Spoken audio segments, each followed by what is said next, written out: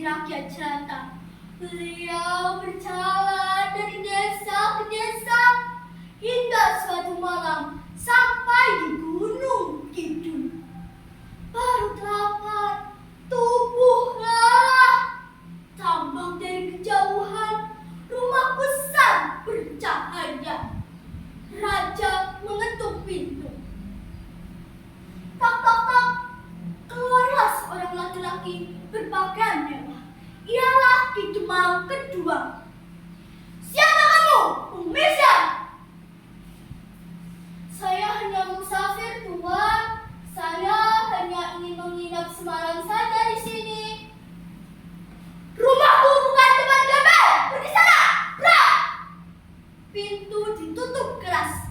Raja menunduk sedih. Beliau melanjutkan langkah hingga sampai di Gubuk Reog. Dari dalam terdengar suara nyanyian.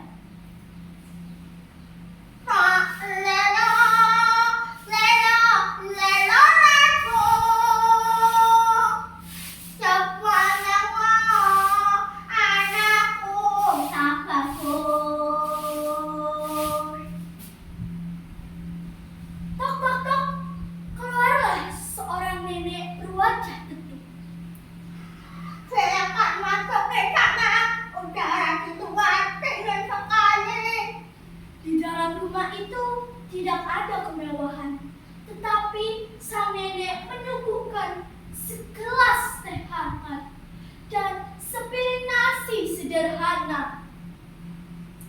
Ini makanan darah ibu bersama silakan dimakan. Nek, kenapa nasi ini diberikan padaku? Bukankah hidup harus saling menolong?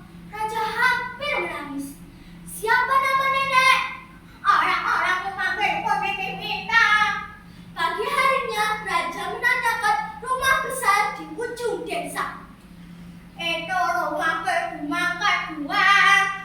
Juragan keras yang membeli murah dan menjual mahal dan menindak petani. Orang-orang menyebutnya kedua pasar panggung.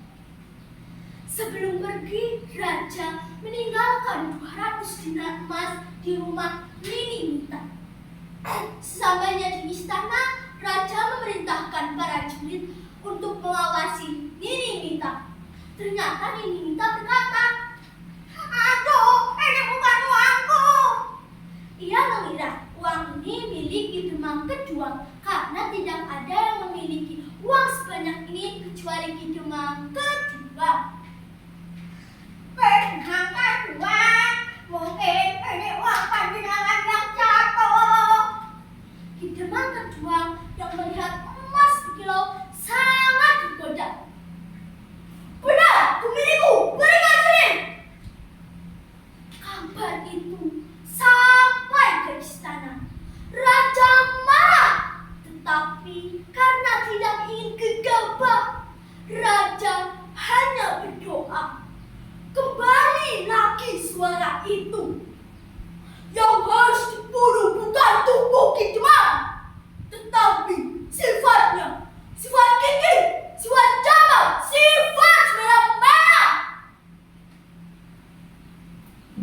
Beberapa hari kemudian datang kabar dari Gunung Kidul.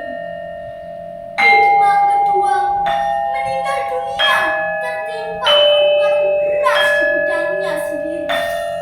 Sedangkan nama Nini Mita menjadi kenangan ketulusan kasih sayang kepada sesama.